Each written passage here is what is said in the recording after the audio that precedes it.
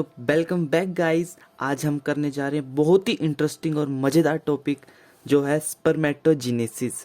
Spermatogenesis होती क्या है? सबसे पहले हम समझेंगे जेनेसिस का मतलब। देख लेना, जहाँ भी कहीं भी अगर जेनेसिस आ जाए तो समझ लेना फॉर्मेशन। तो स्पर्मेटोजेनेसिस मतलब स्पर्म का फॉर्मेशन। तो स्पर्मेटोजेनेसिस जो प्रोसेस है वो स्टार्ट कब होती है? It starts at puberty and continues till death. मतलब ये प्यूबर्टी एज में स्टार्ट हो जाती है और कंटिन्यू टिल डेथ तक चली ही रहती है। ये बस क्वांटिटी और एक्सेट्रा वगैरह उसमें कम हो जाता है, लेकिन स्पर्म की फॉर्मेशन होती ही रहती है टिल डेथ तक। अच्छा, इमेच्योर जर्म सेल के इसमें स्पर्मेटोगोनिया। देखो, हर किसी सेल में एक मदर सेल जरूर होता है। तो स्पर्म का मदर सेल कौन सा है? स्पर्मेटोगोनिया। इसकी साइट कहाँ है? टेस्टिस। टेस्टिस में कहाँ पे? Seminiferous tubule. अब देखो, स्पर्मेटोजेनेसिस जो है वो 2 स्टेप्स में होती है। First, spermatocytogenesis. जेनेसिस में क्या होगा? स्पर्मेटोगोनिया का स्पर्मेटिड्स में डिवीजन होगा। ठीक है, अब देखो स्पर्मेटिड्स बन गए। अब स्पर्मेटिड्स का स्पर्म में फॉर्मेशन होगा, उस प्रोसेस को कहा जाएगा स्पर्मोजेनेसिस। ओके, इतना तो आगे होगा, समझ आई होप आपको। अब हम करेंगे इसकी प्रोसेस, देखते हैं कैसे हैं। देखो, प्यूबर्टी की एज में सबसे पहले क्या होगा? जो मदर सेल है स्पर्मेटोगोनिया, वो क्या करेगा? डिवाइड होता रहता है। माइटोसिस होती है उसमें, तो कंटिन्यू हजारों गुना हजारों में डिवाइड होता रहता है। लेकिन उसमें से जो एक सेल होगा वो क्या कर जाएगा? डिफ्रेंशिएट कर जाएगा। उसकी डिफ्रेंशिएशन हो जाएगी और डिफ्रेंशिएशन होकर वो क्या बन जाएगा?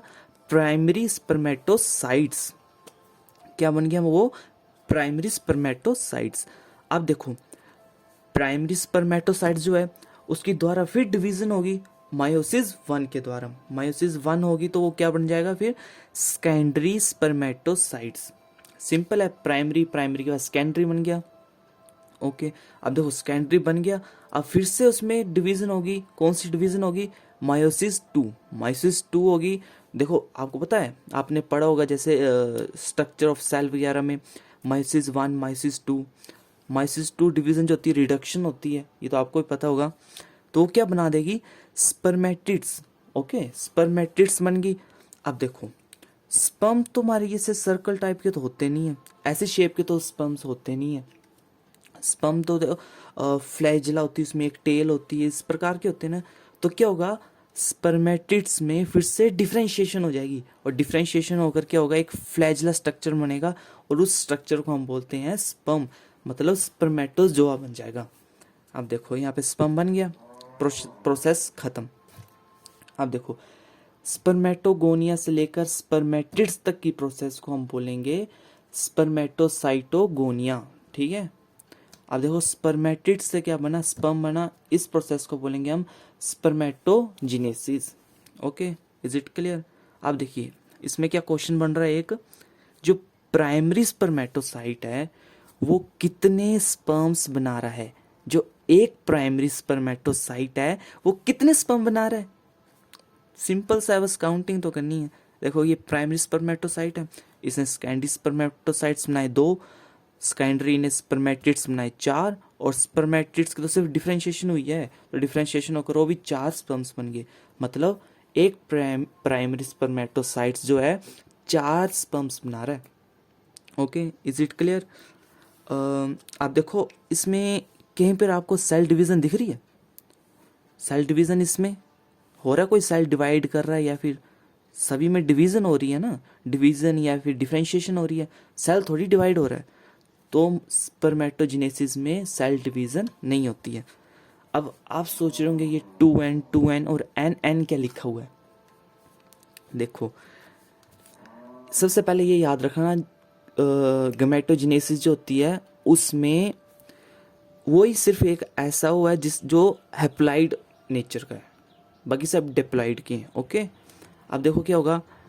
स्पर्मेटोगोनिया है, मदर सेल है, ये क्या होगा? डिप्लॉइड होगा। सिंपल सी बात है, डिप्लॉइड ही होगा। अब देखो, प्राइमरी स्पर्मेटोसाइट है, माइटोसिस होगी, प्राइमरी स्पर्मेटोसाइट्स बन गया। प्राइमरी स्पर्मेटोसाइट्स क्या होगा, 2n होगा, n होगा, बताओ। देखो देखो माइटोसिस हो रही है प्लस डिफ्रेंशिएशन हो रही है, तो क्या होगा, सेम ही रहेगा ना, 2n ही रहेगा वो। आप देखो डिफ्रेंशिएशन हो रही है, सेम रहा, 2n रहा, लेकिन उसके बाद उसकी मायोसिस 1 होगी, मायोसिस रिडक्शन होती है, तो रिडक्शन क्या होगा, n हो जाएगा, 2n से n पहुंच जाएगा। सेकेंडरी में भी n हो जाएगा, स्पर्मेटिड्स में भी n, स्पर्मेटिड्स के बाद फिर से डिफ्रेंशिएशन हो रही है सिंपल सी, तो उसमें भी क्या होगा, स्पर्म्स भी हमारे क्या होंगे, नेचर के n। ओके, आई होप आपको इस समझ आ गई होगी साइकिल। अगर कोई डाउट है तो प्लीज़ कमेंट करके ज़रूर बताना। तब तक के लिए tata bye bye, thank you.